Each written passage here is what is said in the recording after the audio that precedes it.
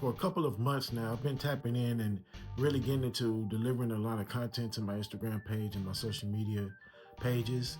And I've really been enlightened on a lot of different things and really understanding how important content is. And I hope you guys are being able to receive information from the things that I've been providing.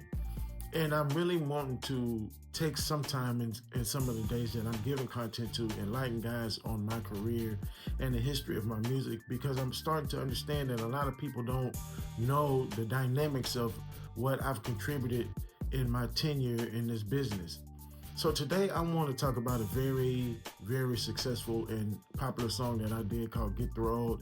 A lot of people know that I am the producer that produced Get Throwed. And Get Throwed is one of my biggest licensed records and one of my biggest records that's been sampled several times, notable by people like Drake and Busta Rhymes and a few more people who've used my records over the years. But I'm starting to understand and see that if we do not control our narrative, especially when it comes to our legacy, it will get mishandled and misrepresented, and a lot of information will be contributed to works that we've done, and it's not necessarily the facts.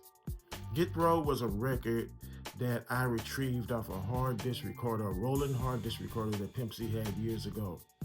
And the song was done in the 90s. It was a song that wasn't completely done. So it was pretty much a concept when I got the song. It wasn't a song that somebody heard and said, hey, Mr. Lee, can you put a track to this? It was none of that. It was a song that was compiled with other works that Pimp C and Bun had done over the years. And I got the hard disk recorder transferred, the information transferred over to a hard drive so that I can start going through it and seeing what I can do with the files that I had. Skip Holman, shout out to Skip Holman, he did the transfer for me. And I got the files and I started working with the verses that I had that you hear now on Get the Road. It was on a totally different beat. So I went in and I decided I wanted to do something different. And me and Nino Joe was in the studio and we just discovered this plugin called Virtual Guitarist. It was done by Steinberg. Shout out to Steinberg. So this track was one of the first tracks that I did on a computer. I did it in Digital Performer. So I started with the track with the virtual guitarist and came up with the rock guitar that you hear in this track today. And it gave me the platform to transfer the sound and just give a fresh sound to something different.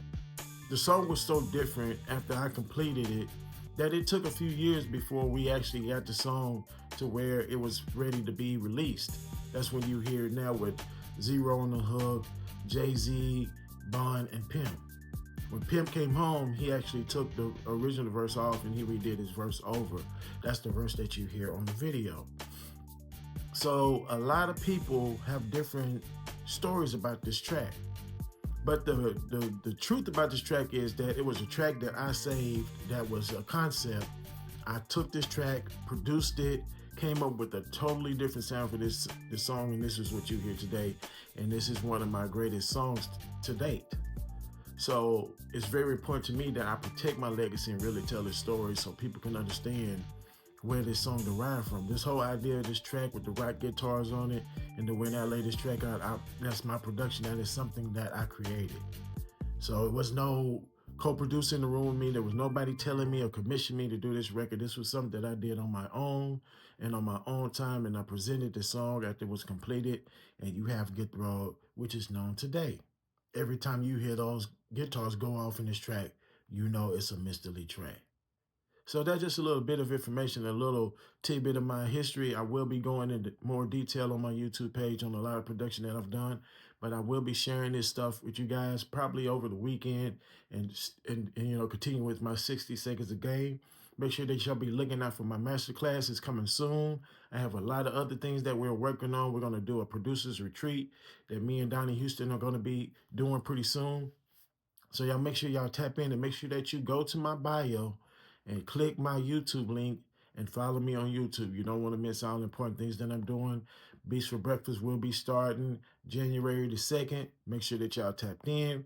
It's going to be a whole vibe. All right? I appreciate all the support. Everybody that's been tapping in. If you ain't following me on Instagram and you're watching my post, follow me on Instagram. All right? This is Mr. Lee. I'm out. 100.